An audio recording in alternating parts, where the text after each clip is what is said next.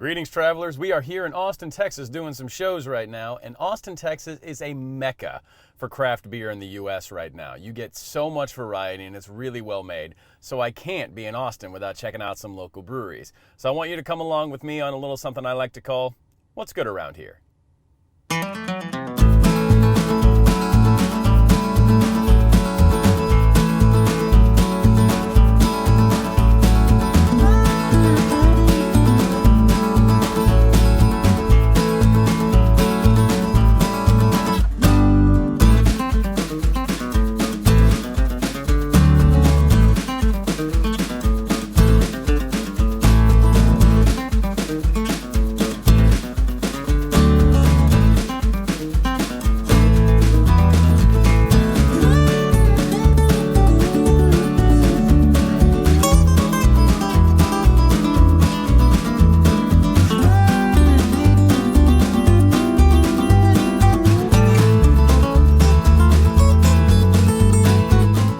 Hey guys, welcome to the first stop on our little adventure today. Kira's with me for this first stop because this particular beer, Lazarus Brewing Company out of Austin, Texas, they have done something very smart.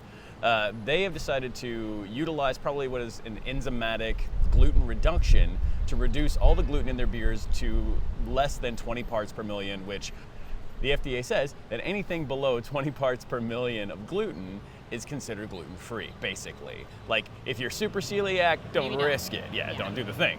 But anybody else, like Kira here, we have experimented with it because I did a beer. You'll notice a few episodes back, I brewed a beer with this kind of enzyme and it reduced the gluten, and you didn't have a problem with it at all. Nope. So when we saw this brewery on the list, we had to give it a shot. And they're making some really fun stuff. Like, they're not doing just their standard IPAs. I mean, they are doing IPAs, like a lot of them, but they also got some really good stuff in like the French Saisons, which is what I've got. Kira got the Belgian Golden Strong Ale. And it's delightful. This was a GABF, Great American Beer Festival gold medal winner, and it is choice. So, and they do like an amazingly huge patio, very dog friendly as you would expect in Austin, Texas. We met a person that Kira's going to be going on a hike with soon. So clearly a popular joint to Oh stop yes, at. and they have lovely street tacos, and we're going to be digging into that, fried chickpeas, and this delightful beer. So yeah, this is their French Saison. I can't remember the name of it. I'll put the name somewhere. Yeah, there'll be text. Yeah, there'll on be the text screen. involved somewhere. Editing. And so French Saisons are going to be a more kind of a funky farmhouse style, using specific mutated red wine yeast strains, a lot of wheat, and a lot of like really interesting grain structure. And this really comes out. It's very peppery. Like, it's got a little bit of banana, a little bit of like some funky like herbal esters, and that kind of black pepper bite that comes into the fermentation. Oh man.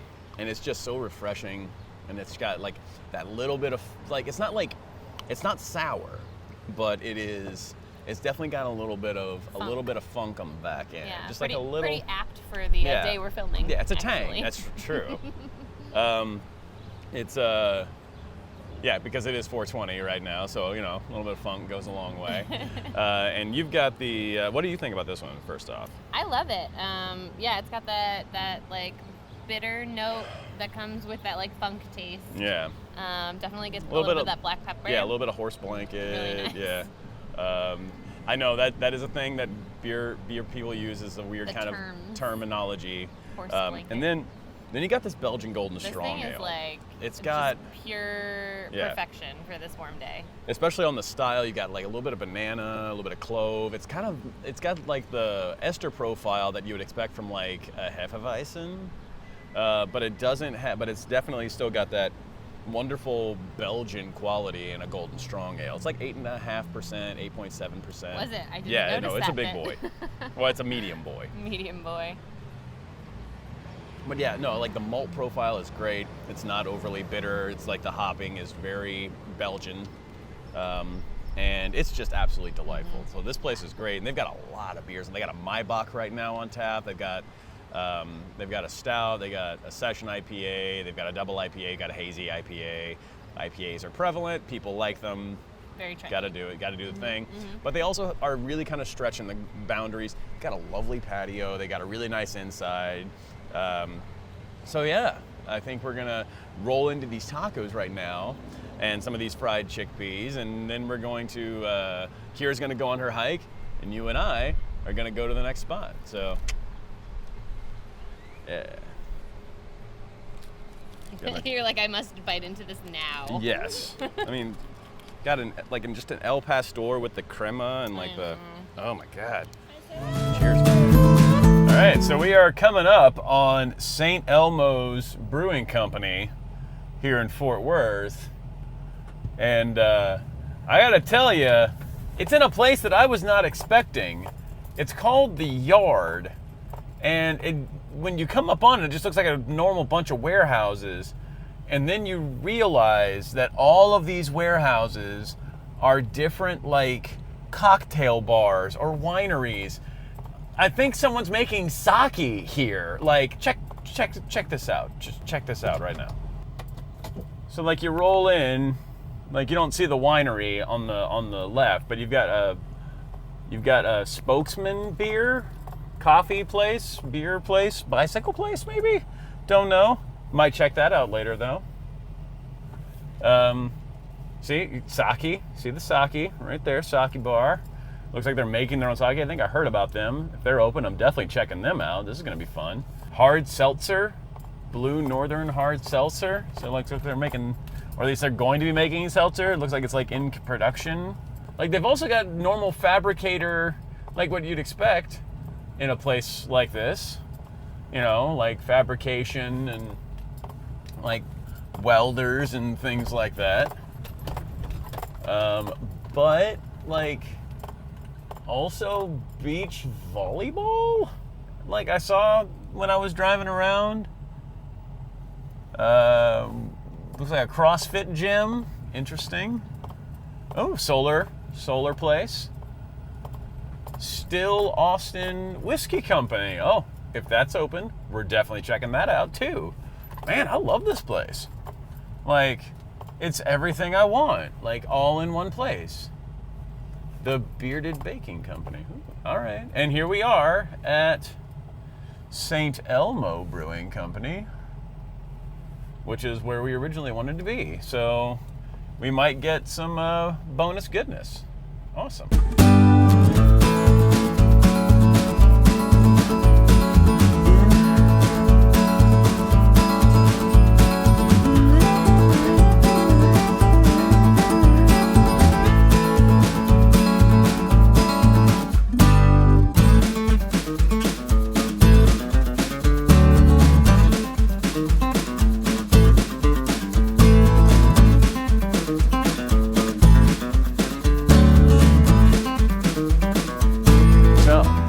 Into the yard, and we have made it into the back beer garden area of St. Elmo Brewing Company, and it's a lovely little hidden gem. Like, you wouldn't know that it's back here just looking at that front area. It just looks like a normal warehouse brewery space, and you get back into this lovely little enclosed outdoor beer garden space. Great little, you know, picnic tables and umbrellaed areas. The inside's really nice. You know, not a whole lot happening in there because, well, still a pandemic, but they've got probably one of the most eclectic tap lists I've seen in Austin so far, and that's saying something because this place really does love their eclectic beer selection. So I really wish that Lazarus had done a flight of something because I really wanted to try more of their stuff, but they're only doing full pints, and you know, I'm trying to be responsible here. I'm going to be doing a little bit more drinking than normal, so we only could have the one each between me and Kira, and now I'm on my own. These guys don't do flights either, but they do have half pours. They allow for half pours, and so I was like, let's try some half pours. And I got 3, which I think kind of span the gamut of what these guys can do, and they do a lot. So we've got their super flagship, like they're kind of like their flaggiest of flagship, what they do, and it's their Carl, and it's their Kolsch. And I do love a Kolsch, like it's nice, clean. We'll get to that. We've got a double bock with sweet potatoes, very interesting kind of take on a standard double bock. And then we've got kind of one of those things that's not really become popular, but you can definitely see it popping up every now and then. That is the sour IPA, and this is a tropical sour. They've got 2 sour IPAs on tap here. They've got Zap 1 and Zap 2. Zap 1's a tropical IPA with more tropical forward hops, and then you've got Zap 2, which is more of a citrus forward IPA, kind of the more standard culprits, Citrus, Centennial, Mandarina, Bavaria. Those types of things are going to throw a lot of grapefruit, and orange, and all that thing. So I went with the Zap 1 for the tropical. With the kind of souring that's going to happen, I think a citrus would get a little too pithy, honestly. So yeah, a couple half pours. Let's see what we got here. Let's start with the Kolsch here. See, so a Kolsch is going to be a nice, clean style. We're not going to be looking at something that a whole lot of character, but it's going to be a very clean fermentation. It's going to be so crystal clear, and they got that like right off the bat. It's a really nice clarity. Good carbonation, some nice light bready character, not toasty. It's not like overly malty. It's just a nice little kind of like wheaty, biscuity character. Because a Kolsch is a weird kind of middle ground fermentation. It's not quite an ale fermentation. It's not quite a lager fermentation. It's fermented slightly cold at around like 55 degrees, as opposed to like a standard lager fermentation, which is going to be in like the 40s, or more of a ale fermentation, which is going to be somewhere in the 60s, 70s. So let's give it a taste. See, that is absolute perfection. It's so good. It's nice and clean. It's got a good sparkle to it. It's crisp.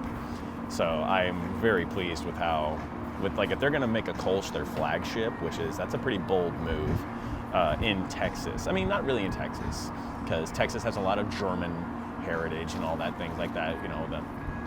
When you had that kind of westward expansion, a lot of German and Czech settled into Texas, and so Kolsch is historically maybe accurate. Not something you really see in the day-to-day, so I'm glad to see they're bringing it back, and this is a really good example of the style. So, cheers to that. Yeah, no, so you've got a nice little sparkle to it.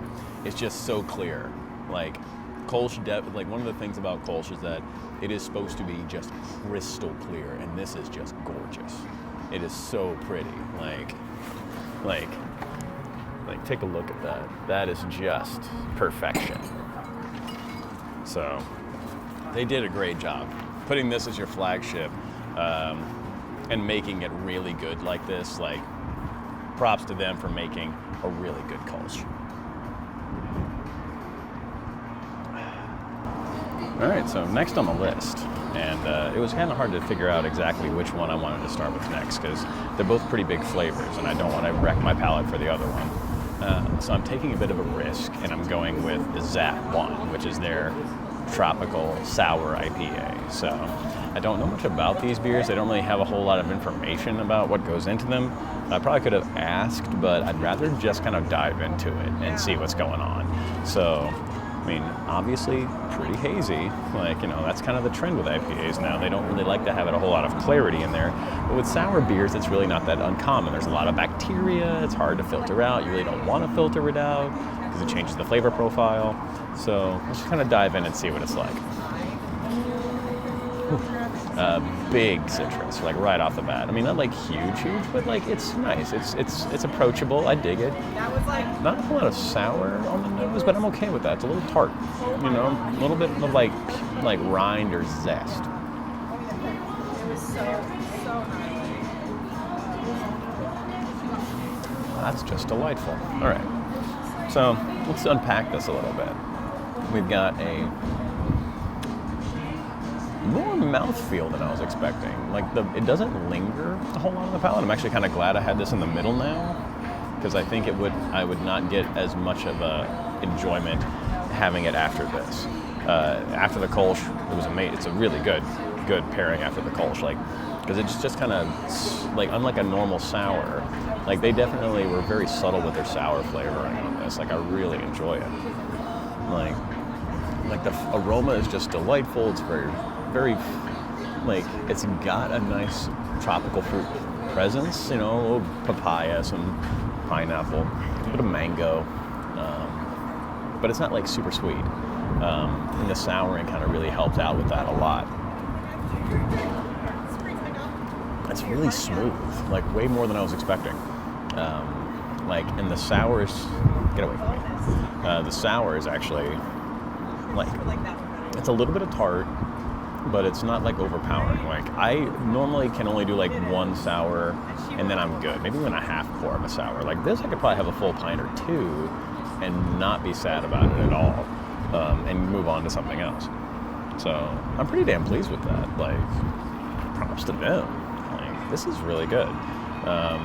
You know, the malt bill is very present still. Like, you know, they definitely didn't go like super crazy with the malt bill, but they knew what they were doing when they made it. That's for sure. I'll go in on a pack of those black pepper. Oh, yeah. So much better. Yeah, no. Like, and the tropical over the citrus, I think. Like, I think that's what's really helping the sour out on this, is going with tropical hop bill as opposed to like a citrus hop bill. It makes it a little more mellow, a little more sweeter than it is with that kind of tang from the sour. So yeah, this might have to come home. I might have to get a crowler of this. Like, this is really good. Like, for reals. Cheers. So between beers, I definitely needed a snack, so I wanted to check out the food truck they've got here on site. Now, they've got Spicy Boys Chicken, and this place it looks to be pretty bare bones. They're doing some just chicken sandwiches, wings, chicken strips, sauces, and some tater tots. And yeah, when they had lemon Szechuan tater tots with sriracha ketchup and like this amazing kind of house-made aioli, yeah, I'm getting that. Yes, I am. You can't stop me. All right, so had a little snack, had a little water. Time to move on to the big boy here, tater. Tater is a double bock, which is a big German malty lager. Bock beers usually get brewed around like November, December, January time. It's very much a winter beer. And, you know, dark color, a lot of caramel, you know, malt gets put into this, a lot of like toasty caramel malts. And so I love big malty beers. Like, I love stouts and porters and double bocks and like those big Märzens. And actually, like Oktoberfest beers, like real German Oktoberfest beers, they're really only supposed to be about 4.5%, 5%, something like that. Like, they are sessionable beers. You drink them by the liter. Double bocks are very filling. They are big filling beers, and it goes really well with the tater tots. Actually, you like big, like huge roasty, not really roasty, toasty. It's got a toasted biscuit characteristic to it. Good caramel, like a lot of caramel and toffee and treacle. Look, it's not heavy. It's got a good medium to full bodied mouthfeel. Like this is, and it's about an 8. I think it's like 8 and change, like an 8.5. 8.3, 8.5% beer. So not big, but not small by any stretch of the imagination. So, I mean, you got to be careful with it, but it definitely does not drink like, I'd say it drinks more like a 6.5. Like, it's a very drinkable beer. Goes really well with the lemon Szechuan tater tots. Let me tell you about that right now. Which you really wouldn't expect, but like that kind of bready character goes really well with like the kind of spice and all that in potatoes. So yeah, I am, and like the sweet potato, I think that a little bit, like sweet potato, when you really think about it, like kind of lends an earthy character to things. Not really so much sweet, a little bit of sweet, and you can kind of check it in here. Like like it's in there. You can kind of tell that sweet potato, but it's not like drinking a sweet potato pie or anything like that. Like you definitely have like some earthy notes in it from the sweet potato and a little bit of that like sweet root character. But they really kind of put the sweet potato in there to kind of, you know, maybe change the profile a little bit, give it a little more earthy tone to balance that kind of malt, that like heavy malt profile. But they definitely let the beer shine through, and that's good because it's a really well-made double bock, Doppelbock, as they would call it in Germany. And like I'm very happy about this. Like double bock around this time of the year, it's a little hard to come by, especially like well-made, like fresh. Like you can get it, but it's coming from Germany and it's been on a boat for weeks or months, you know, sitting on a shelf for who knows how long.